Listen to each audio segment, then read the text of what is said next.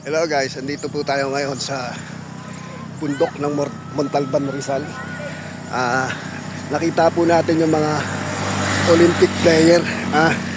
I-interviewin lang po natin. Andito po tayo sa Timberland, Raya Amiya. Hintayin natin siya umakyat. Ito na po siya. Ito na guys, ang pinakahihintay ng lahat.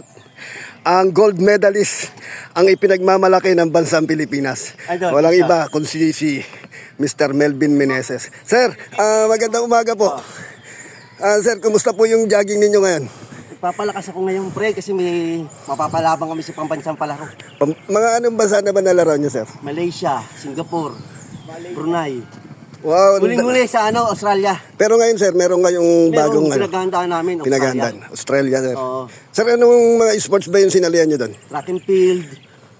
Tapos may marathon. Parang nakita ko rin kayo, sir, naglalaro rin kayo ng hurdle, Oo, pataasan ng talo. Nakaisang medal ako doon. Medal. Yung sa marathon, sir, ilan? 3. 3. Puti.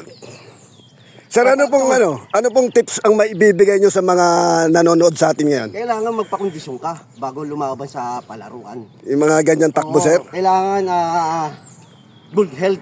Good health. Tapos Sir, kumain ka ng mga masustansyang pagkain katulad ng gulay, pechay. Yan. Basta mga limit konti. Yan ang mga magagandang pagkain, gatas.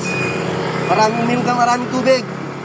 Sir, kung babatiin nyo yung mga netizen natin ngayon, anong masasabi mo? Ang masasabi ko sa kanila, kailangan maging malakas ka araw-araw. Yan. Lagi masaya, sir. Exercise. Positive thinking. Yan. Spiritual. Lahat yan. Sama-sama yan eh. Sir, batiin mo na po sila, sir. Batiin mo na po lahat ng nanonood. Coach Juan in the house. Abangan nyo. Abangan nyo pagkikita natin sa Canada, Australia. Yan. Sir, alis na po kayo. Ako. Thank you, sir. Okay. Yan po si Coach Juan. Abangan natin yung susunod niyang laban.